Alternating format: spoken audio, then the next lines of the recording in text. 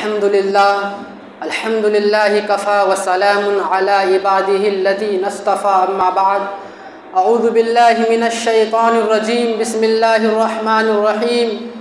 لقد كان لكم في رسول الله أسوة حسنة وقال النبي صلى الله عليه وسلم إن أعظم النكاح بركة وأيسره معونة رواہ مسند احمد۔ لائق صدر،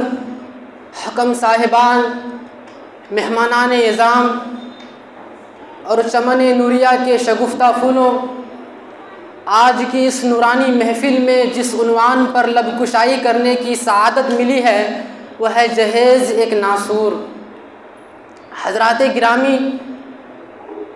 والدین کے ہاں سب سے بڑی خوشی اس وقت ہوتی ہے جب ان کے یہاں اولاد کی پیدائش ہوتی ہے۔ دوسری خوشی اس وقت سب سے زیادہ ہوتی ہے جب ان کی اولاد کا نکاح ہوتا ہے اور والدین یہ سمجھتے ہیں کہ ہماری زندگی کا فرض ادا ہو گیا۔ اور مسلمان کی سب سے بڑی سعادت یہ ہے کہ وہ اپنی خوشی کو اللہ اور اس کے رسول صلی اللہ علیہ وسلم کی خوشی کے تابع بنا دے۔ عام طور پر نکاح کے موقع پر لوگ اپنے خاندان کے ہر فرد کو، حتیٰ کہ ملازمین کو، نالیوں کی صفائی کرنے والوں کو بھی خوش کرنے کا اہتمام کرتے ہیں، لیکن افسوس اللہ اور اس کے رسول صلی اللہ علیہ وسلم کو راضی کرنے کا ذرا بھی خیال نہیں کرتے۔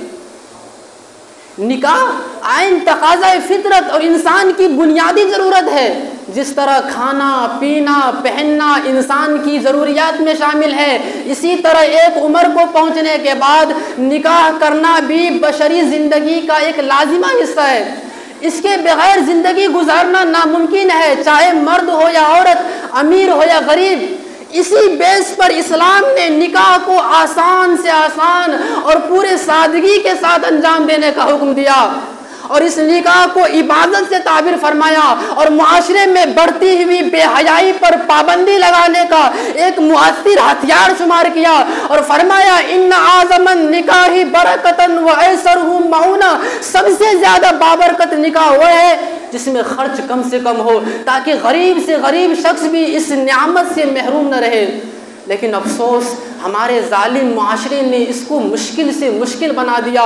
دو گواہوں کی موجودگی میں صرف ایجاب و قبول پر مشتمل نکاح کے اس بابرکت معاہدے پر ہم نے ڈھیر سارے رسموں، تہواروں اور فضول خرچوں کا ایسا بوجھ بنا دیا کہ ایک امیر بلکہ متوسط آمدنی والے شخص کے لیے بھی ناقابل عبور پہاڑ بن گیا۔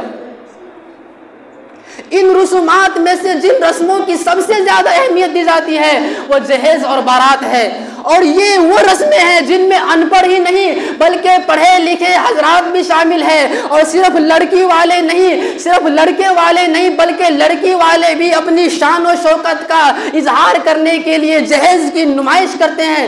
اور بعض اوقات اپنی حیثیت سے بڑھ کر بلکہ قرض لے کر، سود و بیاج پر پیسے لے کر ان چیزوں کا اہتمام کرتے ہیں، جن کی پاداش میں نہ جانے کتنے گھرانے اجڑ رہے ہیں۔ غریب ماں باپ بے چین ہے، غریب گھرانے کی بچیوں پر خدا کی زمین اپنی وسعت و کشادگی کے باوجود تنگ ہو رہی ہے۔ جس گھر میں لڑکی جوانی کی دہلیز پر قدم رکھتی ہے، اسی وقت سے والدین کی نیند حرام ہو جاتی ہے۔ غریب بیٹیاں جہیز نہ ہونے کی وجہ سے 35 سال تک، 40 سال تک نوجوان اور کنواری رہ کر، شادیوں سے محروم رہ کر، ایک دردمندانہ آہو فغا اور غموں سے چور ہو کر، اپنی زندگی سے مایوس ہو کر کچھ خطوط اور رسالہ تیار کر کے خودکشیاں کر رہی ہے۔ غریب بیٹیاں لکھتی ہے کہ ہم کنواری لڑکیاں جہیز نہ ہونے کی وجہ سے اب تک شادی کی نعمت سے محروم ہے، خدا کی قسم برائی سے بچنا مشکل ہو گیا ہے۔ مسلم نوجوانوں تک ہمارا یہ پیغام پہنچا دیجئے کہ ہم کب تک تمہاری عزتیں سنبھال کر بیٹھے؟ خدا را اس غفلت سے نکل کر اپنی عزتوں کی حفاظت کرو۔ اگر جہیز ہی کی بات ہے تو شادی کے بعد تمہیں جہیز تو مل جائے گا، لیکن کنواری بیویاں نہیں ملے گی۔ خدا کے لیے اس جہیز کی رسم کو توڑ کر مسلم ہونا ثابت کرو۔ مسلمانوں سنو، اگر تمہارے سینے میں دل ہے تو سنو، اگر کسی بہن کے بھائی یا بیٹی کے باپ ہو تو سنو، تمہیں دولت کی جھنکار، مال و خطا کی محبت نے کیوں بہرا کر دیا ہے؟ آپ جانتے ہیں 70 سالہ بوڑھا جس کے قدموں کی لڑکھڑاہٹ، جس کی بینائی میں دھندلاہٹ ہے، تپتی ہوئی دوپہر میں ٹھیلا دھکیلتے ہوئے گلی گلی کیوں گھومتا ہے؟ اس لیے تاکہ ہونے والے داماد کی فرمائشیں پوری کر سکے۔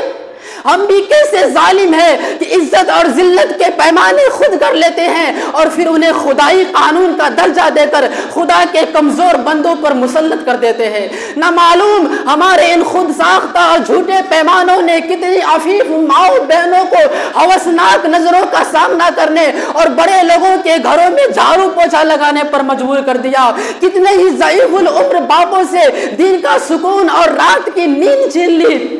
کتنی بیٹیوں نے زندگی بھر کسمساتی ترکتی، جذبات کا خون کرتی اور بستر میں منہ دے کر روتی رہی۔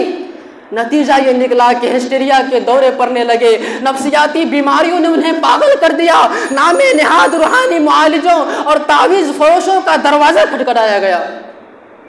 آپ کیا سمجھتے ہیں یہ صرف احتجاج اور ایک مظلومہ پکار ہے؟ نہیں، ہرگز نہیں، یہ تو ایک تماچا ہے ہوس زد میں ڈوبے ہوئے ان مردوں کے منہ پر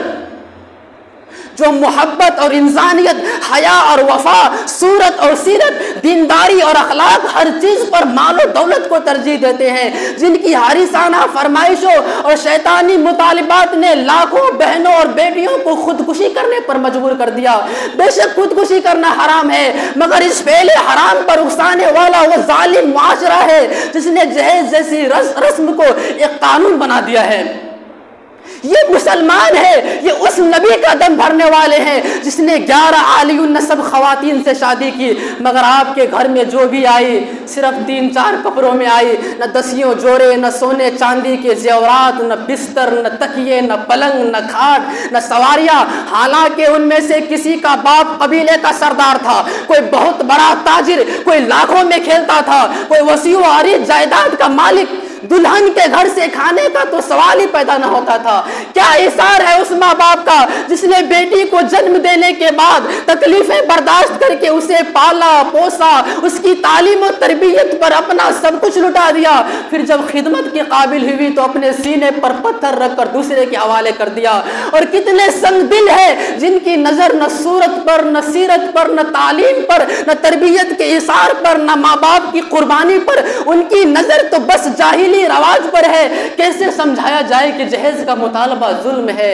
غیر شرعی فعل ہے، تمدن کے فساد کا ذریعہ ہے؟ نہ جانے کیوں یہ خیال بار بار دل میں آتا ہے کہ قیامت کے دن جب ان مجبور بیٹیوں سے پوچھا جائے گا کہ تمہیں کس جرم میں قتل کیا گیا، تمہیں کس جرم میں قتل کیا گیا، تو کہیں ان کی انگلیاں بے دینوں کے ساتھ ساتھ چند دینداروں کی طرف نہ اٹھ جائے۔ حضرات گرامی، اسی پر میں اپنی تقریر کو ختم کرتا ہوں۔ اللہ تعالیٰ سے دعا ہے کہ اللہ پاک ہم سب کو اس جہیز کی رسم سے بچنے کی توفیق دے، آمین۔